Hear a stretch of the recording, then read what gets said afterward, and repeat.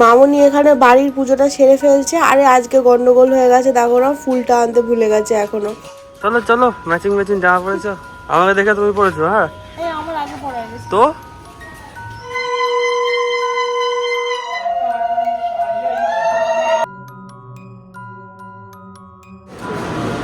চোখ লাল হয়ে গেছে কেন? গুড মর্নিং সবাইকে, welcome back to our channel লেজলি life and lavish life. আজকে ফাইনালি পয়লা বৈশাখ, সবাইকে শুভ পয়লা বৈশাখের প্রীতি শুভেচ্ছা অভিনন্দন। সবার দিনটা খুব ভালো কাটুক, বছরটা খুব ভালো কাটুক। তো এবার সকালবেলা উঠে আমি স্নান টান করে জামা টামা পরে রেডি হয়ে গেছি। এটা সেই জামাটা যে সেই ক্রিস ক্রস করে পরতে হয়, অনেক পব্য আছে এটা পরার জন্য। তো ভাবলাম যে সকালবেলায় নতুন জামাটাই পরি, শাড়ি পরবো। ওই তোমার ঠাকুর ঘরে কাজকর্মগুলো আছে ওগুলো সব হয়ে গেল, তারপরে শাড়িটা পরবো। আজকে ব্লগটা হোপফুলি খুব ভালো হতে চলেছে, তো ভিডিওটাকে অবশ্যই শেষ অবধি দেখো। আর চলো স্টার্ট করে চলে এসছে আমাদের এখানে নতুন তুলসী গাছ লাগিয়ে উপরে ঘট বসানো হয়ে গেছে। এটা দিয়ে জল দেবে আর জলটা পড়বে টপ টপ করে। এই অন্যবারে তাহলে সুতো লাগাই, এবারে সুতো লাগাইনি। আমি এখন নিচে এলাম, আসলে আগে বাড়ির ঠাকুরকে তোমার এই যে মিষ্টির প্যাকেট আনা হয়েছে, এই মিষ্টির প্যাকেট মিষ্টি দেওয়া হবে, তারপরে সবাইকে দেওয়া হবে। নিয়ে নিই, 3টে নেব, একটা দুটো একটা। আমি মিষ্টি নিতে এসছি। প্রত্যেক বছরই আমাদের এই মিষ্টিগুলো আগে ঠাকুরকে দেওয়া হয়, তারপরে সবাইকে দেওয়া হয়। আগে মানে এই ঠাকুরকে দেওয়া হবে, তারপরে কারখানা ঠাকুরকে দেওয়া হবে। আর মামুনি আগে সকালবেলা বাড়ির পুজোটা সেরে নিচ্ছে, আমি তারপরে ফলমূলগুলো সব কেটে দেবো।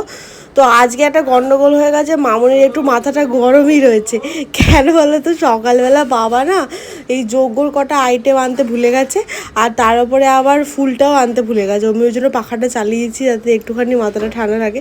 আর এগুলো তো আমি কালকে করে রেখেছিলাম, তোমরা দেখেছো। ফুল যেহেতু আসতে অনেক দেরি হচ্ছিল, আমি মামুনিকে বললাম যে তুমি আমাকে দিয়ে দাও ফলগুলো, আমি কেটে ফেলি, এগুলো হচ্ছে কারখানার পুজোর জন্য, তাহলে কাজটা অনেকটা এগিয়ে থাকবে। আর আমি আসলে বড়িতে কিছু কাটতে পারি না, ওই জন্য মামুনি আমার জন্য ওই চপিং বোর্ড আর তার সাথে একটা ছুরি কিনে রেখেছিল, আমি ওটা দিয়েই ফল কাটি। আগের বছরও তাই করেছিলাম। কথা বলতে বলতে এদিকে ফুল টুলো চলে এসছে, মামুনিও বাড়ির পুজো সেরে ফেলেছে। এই যে ঠাকুরের জায়গাটা কি সুন্দর লাগছে না দেখতে, পুজোর দিনে কিন্তু খুব ভালো লাগে।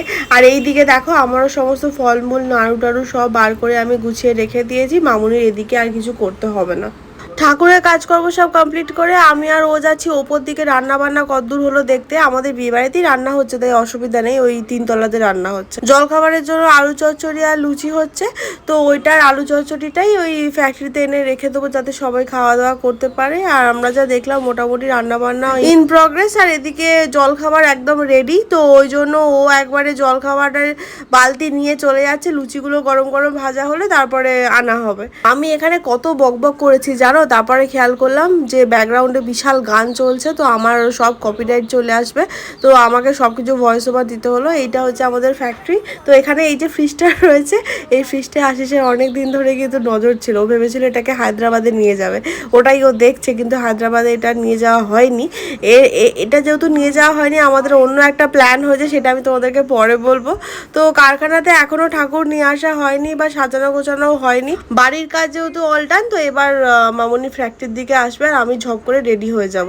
আসি সেখান থেকে দুখানা কোল্ড ড্রিঙ্কস বার করে নিল, আসলে বাড়িতে সব স্প্রাইট দিয়ে গেছে, আর এখানে থামস আপ ছিল।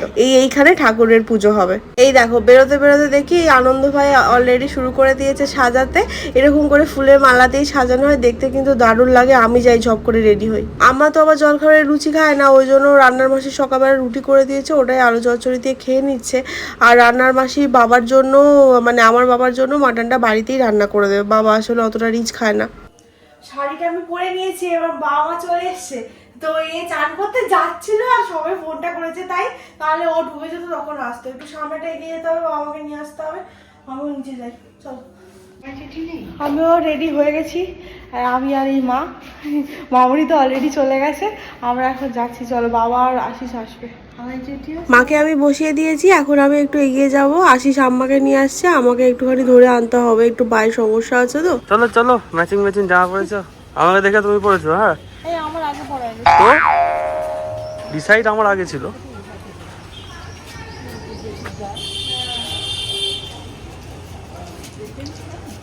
এই আমাকেও নিয়ে চলে আসা হয়ে গেছে, এবার সবাই নিচে চলে এসেছে, খালি বাবা ডোডো ওপরে আছে। ডোডোর আসলে গরমে খুব কষ্ট হচ্ছে, তো ও এতটা গরম নিতে পারে না। আর আজকে যা গরম পড়েছে, মানে একবারে জীবন বেরিয়ে যাচ্ছে। কদিন কি সুন্দর ছিল ওয়েদারটা, কি আর করা যাবে। আশিস বাবা ডোডোকে নিয়েও চলে এসছে। ডোডো পুরো পাখার মধ্যে বসে আছে, তার সত্ত্বেও কি অবস্থা দেখো। আজকে ডোডো পুরো জামাটা খুব সুন্দর দেখতে না? আমার বিয়ের আগে আগে ওকে এই টাক্সিডোটা কিনে দিয়েছিলাম। এটা ওকে পরলে খুব সুন্দর লাগে, কিন্তু একটু গরমে কষ্ট হয়। যাই হোক, একটুখানি পুজোর দিনে সাজুগুজু করবে না বলো? সবাই ওর সাথে কি সুন্দর কথা বলছে, গল্প করছে, ও শুনছে। কিন্তু সকাল থেকে তোমাদেরকে মামনিকেই দেখানো হয়নি। আমি যে শাড়িটা দিয়েছিলাম ওই শাড়িটা মামনি আজকে পরেছে, এই দেখো। আর সুন্দর একটা হারের সাথে পরেছে, দেখতে বেশ ভালো লাগছে না? আমি এক্সপেক্ট করিনি ওই কুলোর হারটা এতটা ভালো হবে, বাট সত্যিই খুব সুন্দর লাগছে। আমারও বেশ ভালোই লেগেছে। মামনির থেকে মাঝে মাঝে নিয়ে আমিও পরতে পারবো। পুজো মোটামুটি শেষের দিকে, এখন পুষ্পাঞ্জলি দেওয়া চলছে। এই পুষ্পাঞ্জলি দেওয়া হয়ে গেলে তারপরে হোম হবে, আর তারপরে হয়ে যাবে। এত গরম, ঠাকুরমশাইয়েরও কিন্তু খুব কষ্ট হচ্ছিল।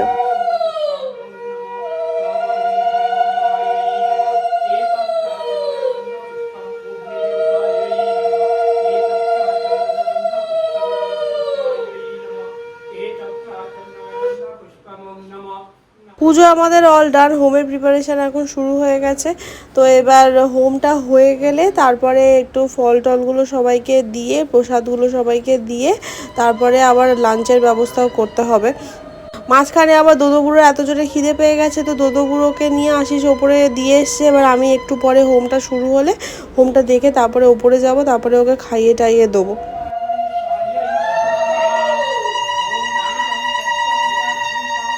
পুজো আমাদের হয়ে গেছে, ওই জন্য আমি এসে ওকে আগে খাইয়ে দিচ্ছি। ওর খাবারটা বানিয়ে রেখেই গেছিলাম, ওই জন্য অসুবিধা নেই। ওর খুব জোরে খিদে পেয়েছিল। আসলে ডোডো আমাদের টাইম বাবু, একটু লেট হয়ে গেলেই সমস্যা। ডোডোর খাওয়া দাওয়া হয়ে গেছে, ডোডো মায়ের কাছে চুপচাপ বসে আছে। বাবা এখন খাওয়া দাওয়া করে নিচ্ছে।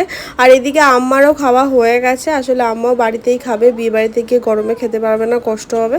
আর এই দেখো ডোডো বুড়োর এখন শান্তি, পেট ভর্তি। তো বাড়িতে সবার খাওয়া দাওয়া অলরেডি ডান, ওই জন্য আমরাও চলে এসেছি খাওয়া দাওয়া করতে বিয়ে বাড়িতে।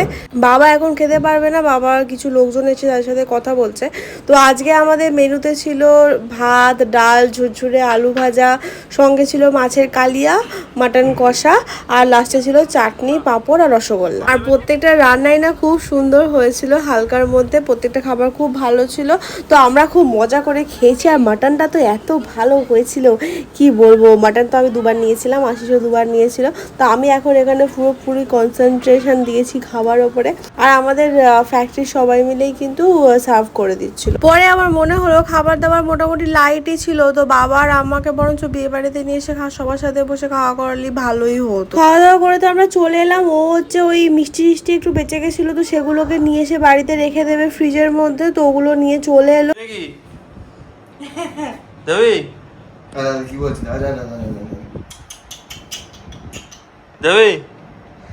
হ্যাঁ রে টোটো, আজকে সারাদিন এত হাঁপাচ্ছিস কেন তুই? ওই এক্সাইটমেন্ট। সত্যি কোথায় চললে? আরে ব্যাপারটা হচ্ছে এটিএম মানে দুটো কার্ড অ্যাক্টিভেট করা ছিল, সেগুলো করা হয়নি। তো ওর জন্য আগে যেতেই হবে, ওই জন্য বেরিয়ে যাবো 1 ঘন্টার মধ্যে। তো ও বললো যে করে নে, তো ওগুলো গিয়ে একবারে করেই নিয়ে চলে আসবো। আর পাচ্ছি না, মনে হচ্ছে মানে কেমন একটা হচ্ছে যে পেটটা, আর গরমও তো লাগছে খুব না। আর যেন পারি না বাবা, গাড়ির দাদা আবার তাড়া দিচ্ছে, বলছে 1 ঘন্টার মধ্যে বেরোতে হবে। 1 ঘন্টার মধ্যে আমাকে কাজকর্ম কমপ্লিট করে আবার একটু প্যাক করে তারপর বেরোতে হবে। ভাবো, কাজকর্ম মিটিয়ে আমরা ফাইনালি বেরিয়ে পড়ছি। ডোডো বুড়োকে দেখো, বুঝতে পেরে গেছে এবার বাড়ি যাবে। বাড়ি যাবে বলে করছে দেখো, আর বাবা বলছে না না তোকে যেতে দেবো না। কি অবস্থা, মানে ও একবার সবাইকে ফেলে রেখে চলে যাবে। ও বাড়ি যেতে পারলে এবার শান্তি পায়। যাই হোক, আমরা বাড়ির দিকে রওনা দিই। চলো, আসলে মায়ের শরীরটা খারাপ, তো কালকে মাকে নিয়ে ডক্টরের কাছে যেতে হবে। তো ওই জন্য আমি আজকেই ভাবলাম যে বিকালবেলা তাহলে বেরিয়ে যায়, তাহলে আশিসকে আর রোদে আসতে হবে না। আর গাড়িতে না ডোডো খুব একটা থাকতে চায় না, মানে এসি চললেও ওর বোধহয় জানি না কেন খুব কষ্ট হয়। বাড়ি আমরা চলে এসেছি। বাড়ি টাড়ি এসে এখন সব ওই খাবার দাবার ফ্রিজের মধ্যে ঢুকিয়ে দিলাম। চাপ নিয়ে একদম এখন চেঞ্জ করবো, করে একটুখানি ফ্রেশ ট্রেশ হয়ে বসবো। ডোডো বুড়ো এত ক্লান্ত হয়ে গেছে, ও আরামসে ওই ঘরে গিয়ে একটু বাবাকে বলছিল আউ আউ করে যে এসিটা চালিয়ে দে বাবা। বলে বাবা এখন ওকে এসিটা চালিয়ে দিয়েছে। ও আরামসে টান টান করে বসে একদম নাক ডাকতে শুরু করে দিয়েছে। ভাবো, ও আসলে কি বলতো, ওর তো না খুব একটা বাইরে সেরকম যাওয়ার ওর অতটা মানে অভ্যেস পরিবেশ নেই, সেই জন্য ও মানে বাড়িতে এলে যেন সেই চরম লেভেলের একটা শান্তি পায়। তো আমিও যাই একটু ফ্রেশ ট্রেশ হয়ে নিই। চলো। দেখো হিস্ট্রিতে প্রথমবার ডোডো বুড়োর আজকে এত জোরে খিদে পেয়েছে, তুমি দেখতে পাচ্ছ? ওর প্লেট পুরো একদম পুরো পরিষ্কার, আর ও আজকে নিজে খেয়ে নিয়েছে, কাউকে ওকে খাওয়াতে হয়নি। দোদো, ও ডোডো এখনো চাটছে সে, তার মানে ওর বিশাল জোরে খিদে পেয়েছিল, তাই না বলা? খাওয়া শেষ, এবার একটু জল দিই, দাও একটু জল খেয়ে নিক। বাবা আমি আর আজকে রাত্রিবেলা কিছু খাইনি, শরীর আর বইছে না, ভালোও লাগছে না। তো এবার খালি শুয়ে পড়তে পারলে বাঁচি। আর ডোডো বুড়ো তো শুয়েই পড়েছে, ওখানে একটু খেয়েছে, আসলে ও বেশি তো খায়, দুপুরবেলা সেই খেয়েছে, তারপর থেকে খাইনি, আর ও অনেকটা আগেই খেয়ে নিয়েছিল। তো ওই জন্য ওকে খাওয়ানো দাওয়ানো হয়ে গেছে, সেও লম্বা হয়ে টান হয়ে শুয়ে পড়েছে। আজকের ব্লগটাকেও যদি এখানেই শেষ করছি। ভালো লেগে থাকলে প্লিজ লাইক শেয়ার কমেন্ট আর সাবস্ক্রাইব করে দিও। আর যদি কোনো সাজেশন থাকে তাহলে অবশ্যই কমেন্ট বক্সে জানিও। তাহলে সবাই খুব ভালো থেকো, সুস্থ থেকো। টাটা, গুড নাইট, কালকে দেখা হবে।